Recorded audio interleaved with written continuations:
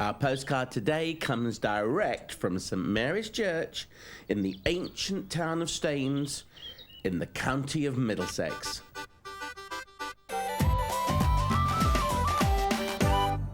One Christmas, I spent the most wonderful time here at this church, a glorious service, and I'm very fond of St Mary's here in Staines. But despite being a Middlesex lad and having come to Staines all my life, there's so much I still don't know. So I've called upon the services of one Mr Barry Dix, who's written 2 Staines histories, a history on Spelthorne itself, and also writes a local history column in the local paper.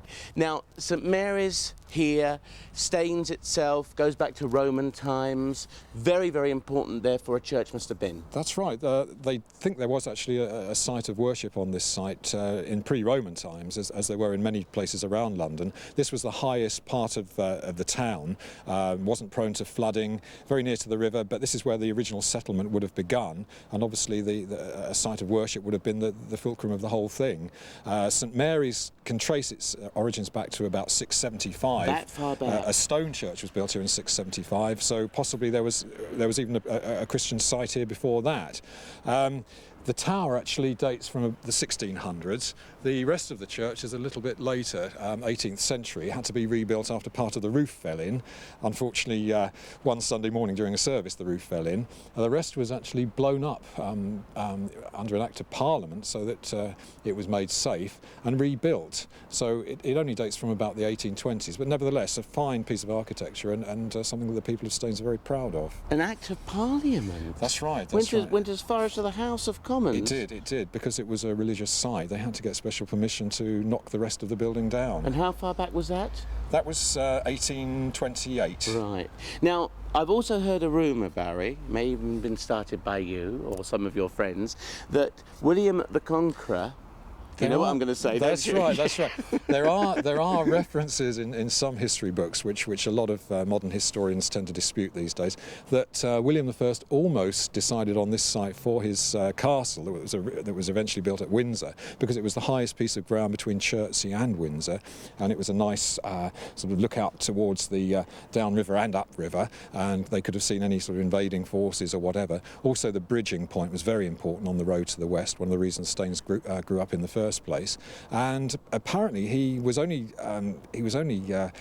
convinced that it wasn't the right place after a lot of discussion with his surveyors, and they had to twist his arm quite strongly apparently, and William I, being quite a strong person, took a bit of persuading. So otherwise it was a shame. We could have had Staines Castle, we could have had the House of Staines and all sorts of other connotations, and the tourists would have been flocking in here as we speak, but unfortunately they're not. Elizabeth Staines, can you imagine? This sounds like a haberdashery from Grace Brothers.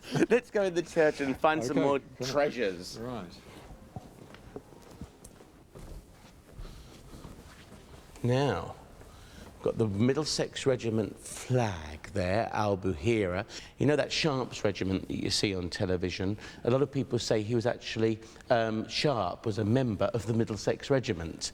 And Albuhera was the place in Spain where they held back the might of Napoleon. And that's part of their motto on the flag. Now, the drum above this tablet, or beside this tablet, is one of 6 carried by the 11th Battalion Middlesex Regiment during the Great War. And it was at Luz, on the Somme, at Arras, Ypres and Cambrai in February 1918. The 11th Battalion was disbanded and the drums handed over to the 2nd Battalion, which carried the drums through the hard fighting in March, when they nearly fell into the hands of the enemy, but finally were carried in the final advance and in triumph into Douai. Douai, of course, is famous for the Douai martyrs.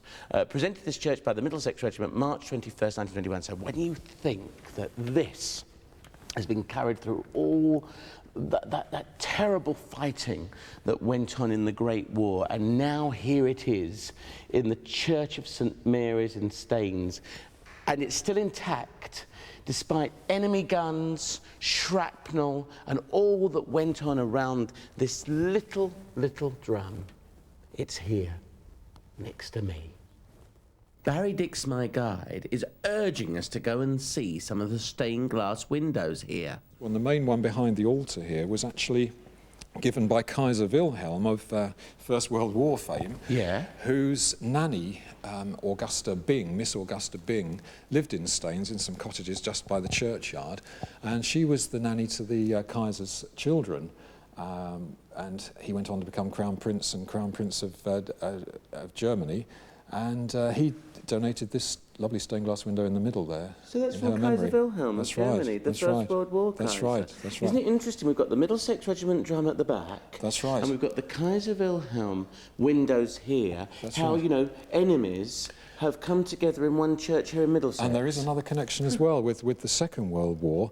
The German propagandist Lord Haw actually announced one evening over the radio that St Mary's had been bombed and completely St Mary's destroyed. Staines? That's right, that's right. Why he chose St Mary's Staines, I don't know. Incredible. He wasn't completely accurate, but a large bomb had fallen nearby, and a couple of years after the war, 1947, it was decided that the stone pinnacles on top of the tower were in such a dangerous condition that they had to be taken down. So when you look at old picture postcards of Staines, you often see St Mary's with its pinnacles, which have now disappeared. And that's just disappeared, That's whatever it was. disappeared as But I wouldn't well. worry. A paper pinnacle. We won't tell Lord Haw because he... I think he was right, it is falling apart. As we stand here, we are destroying St Mary's Staines. You know, I love this part of Staines Church. This is my favourite part as well, Russell, not just because my favourite pub is on the corner there, the Bells, but it's a part of Staines that a lot of people, even in the town, don't know exists. And I mean, look at it, it's just such a marvellous, quiet, little peaceful corner of the town, away from all the hustle and bustle of modern Staines. Here we are in a completely different world. And we've got Corner Hall here. This is Corner Hall, which was the cornerstone of the Ashby dynasty. The Ashbys were an incredibly powerful Quaker family who prospered in Staines in the 17th, 18th and 19th centuries. This was the main family home, owned by Thomas Ashby. There's one lovely little story here that the wisteria on the front of the house was one of the first in Britain, if not the first. 2 pieces came over, sent back from plant hunters in the Far East, and one portion went to Kew Gardens, the other portion came to Thomas Ashby's house, and there it is, still thriving today. That wisteria, all that old. Yes, and the original, all that way. That's right, Yeah. the original wisteria in Britain.